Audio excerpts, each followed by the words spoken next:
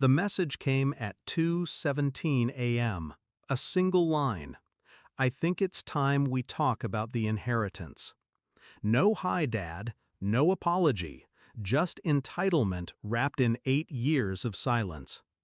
I stared at the screen for a long time, not surprised, not hurt, just ready.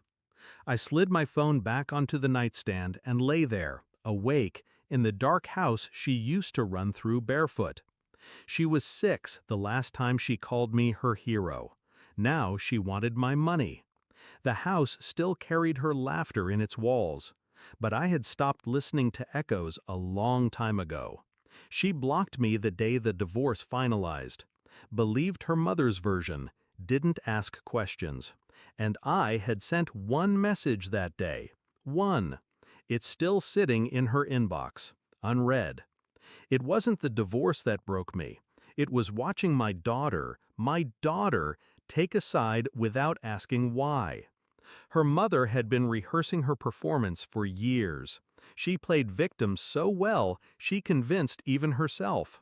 Accused me of cheating, of abandoning them, of being cold, emotionally abusive. The kind of accusations you can't disprove once people decide to believe. I wasn't perfect, but I was never what she painted me to be.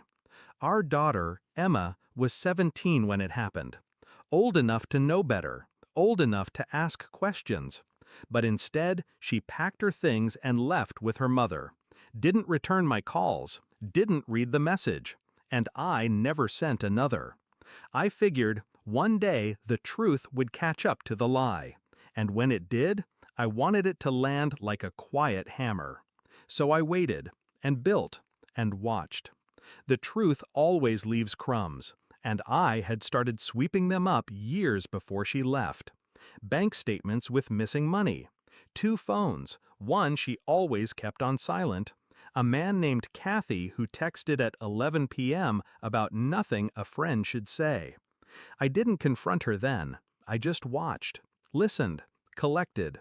When she filed for divorce, I smiled, signed everything, let her take what she wanted because I had already taken what mattered most. Proof. A folder, titled Timeline of Lies. Emails, receipts, photos, audio. I never meant to use it on her, but then Emma blocked me, and that changed everything. So I waited. 8 years, never reaching out, never correcting the narrative, never defending myself. Let the silence turn to rust. Let her believe. When her message came, I didn't reply. I went to the drawer, pulled out the old phone I kept just for her, charged it, opened the message I'd written 8 years ago. I hadn't looked at it in years. Emma, I know you believe what your mother told you. I won't fight it. You need to choose your own truths. But before you erase me from your life, read this folder. Not now, not tomorrow, but one day. When you want answers, it'll be waiting. I love you. I always will. Attached, a link to a shared drive. Encrypted, time-stamped. It hadn't been opened. Not once, until now. An hour after her inheritance text, I got a ping. Folder accessed. Another ping. Viewed. Audio_recording 10-4A. I could picture her face. The cracks forming. The foundation shifting. 22 files. She listened to all of them. At 7:42 a.m., she called. I let it ring twice before answering. Said nothing. Just breathed. Her voice broke like glass. Dad, I didn't know. I was a kid. I trusted her. I didn't move. Didn't blink. She kept talking, begging.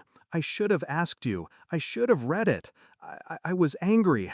Her voice cracked. Can we meet? I finally spoke. Quiet, measured, surgical. You blocked me for 8 years. Your silence was your verdict. And now, because there's money involved, you've rediscovered your father? It's not like that. I cut her off. I wrote to you. I waited. You never even read it. That wasn't a child's decision. That was a choice. Silence. Then I said what I came to say. I've updated the will. There's nothing for you now. I heard her inhale sharply. Dad, please, no. And I hung up. It's strange how quiet vindication sounds. No thunder, no music, just peace. She knows now, the truth, the depth of her betrayal, and she'll carry that knowledge the rest of her life. Not because I want her to suffer, but because some wounds you give to others are the same ones you'll bleed from later.